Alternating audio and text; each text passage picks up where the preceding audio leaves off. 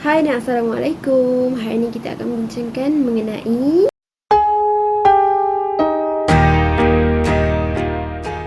anak-anak adalah serangga sosial yang wujud dalam order Isoptera.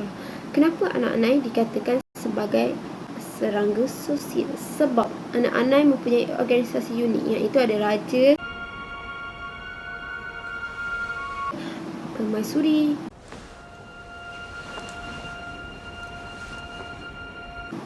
pekerja,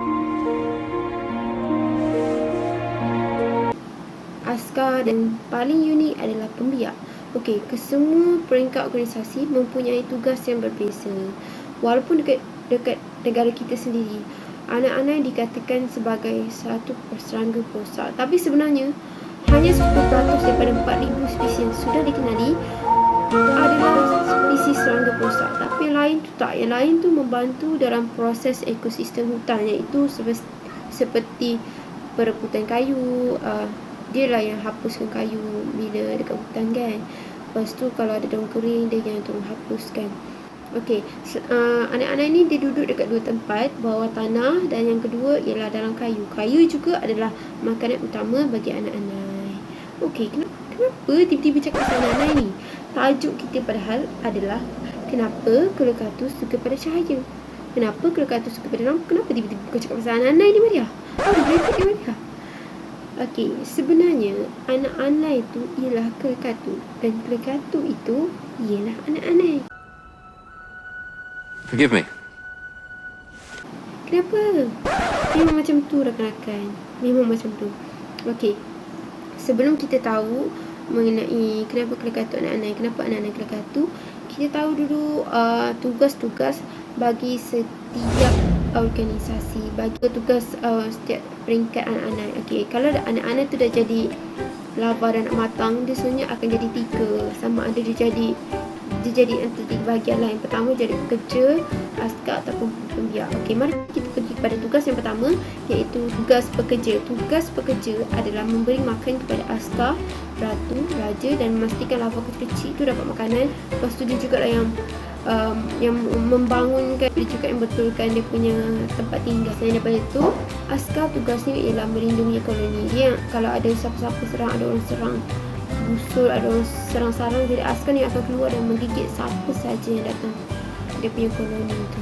Okey, yang ketiga adalah pembiak. Pembiak ni lah yang paling menarik, sebab kita nak tahu kenapa kelekatu tu adalah anak-anak. Dah kenapa anak-anak itu kelekatu? Sebab kelekatu ni sebenarnya ialah pembiak dalam organisasi anak-anak. Kelekatu dikatakan sebagai pembiak sebab kelekatu ni dia kan terbagi bertiga. Yang terakhir sekali dia akan jadi kelekatu. Kelekatu ni tak selalu dihasilkan sebenarnya. 4 tahun sekali bergantung pada spesies.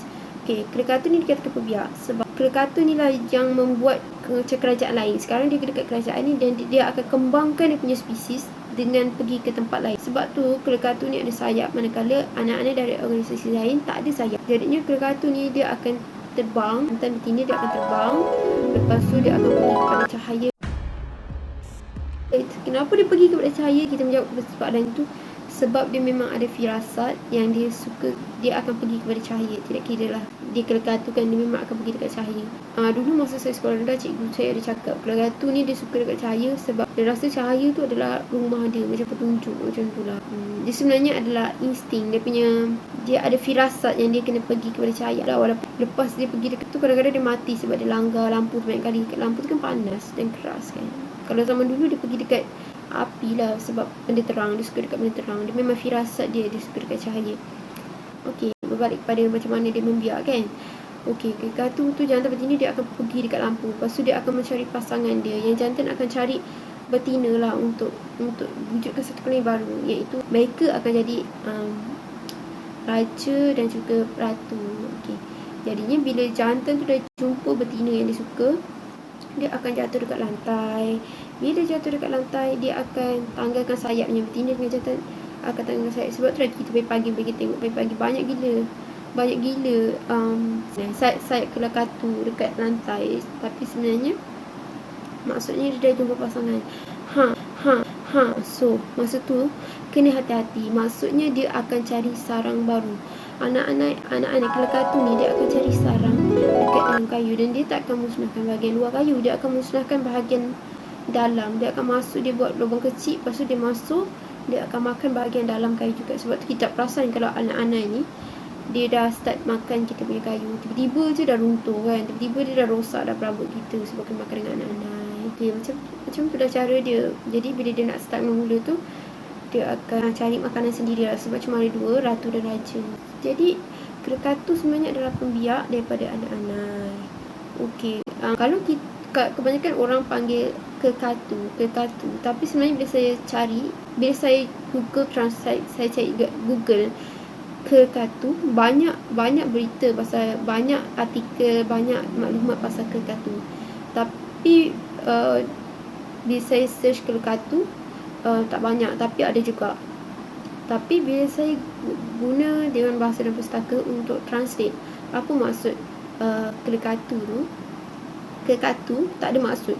Kalau kekatu ada maksud dia anak-anak yang bersayap, apa benda tak maksud dia kan. Tapi kalau dalam bahasa Inggeris pun kekatu tak ada maksud.